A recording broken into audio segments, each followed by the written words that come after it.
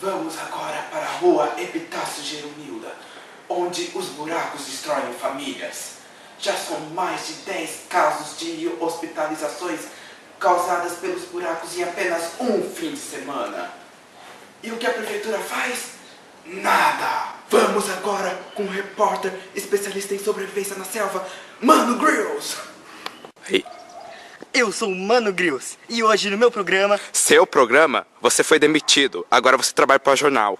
Hoje no A Jornal vamos falar sobre o lugar mais inóspito de todos. Eu já estive na floresta, já estive nos lugares mais frios do mundo, mas o lugar mais perigoso de todos é a cidade.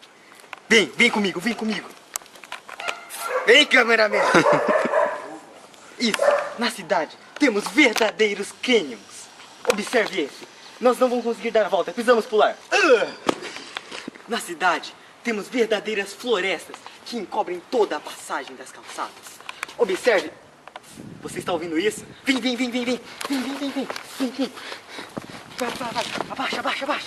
Ali nós temos um pichador e seu habitat. Temos um pichador e seu habitat natural.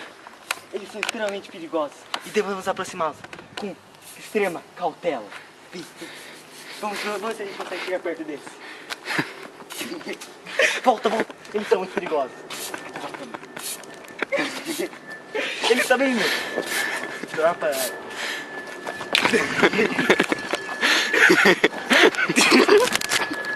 Não, pichador, volta aqui. Ai, mãe.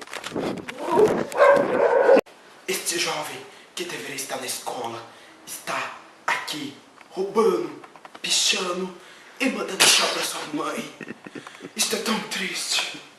E agora, diretamente da câmera reserva com Mano Grills. Como que era a criatura? Ele tinha um gorro preto, em cima de um gorro preto, com uma blusa preta, uma calça jeans e um nariz extremamente perturbante. Ele extremamente parecido com aquele cara. Meu Deus! Está preso. Não, eu não sou ladrão, eu sou pichador. Eu não sou pichador. Eu trabalho na Fábio Castelo. Como que era a criatura?